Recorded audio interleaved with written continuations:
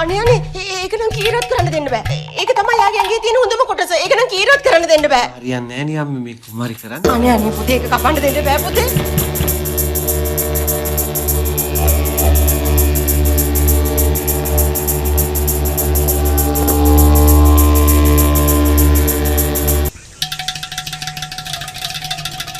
මල්ලි පඩ එන්නකෝ. එන්නකෝ මේ මොනාර කරගෙන එන්නකෝ.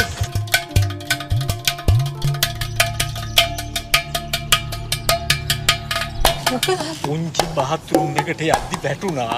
එතකොට අම්මා ගියා දුවගෙන පුංචිව බලන්න. අම්මත් එතනම වැටුණා. හැබැයි තාත්තට මොකුත් නෑ. ලොකුනේ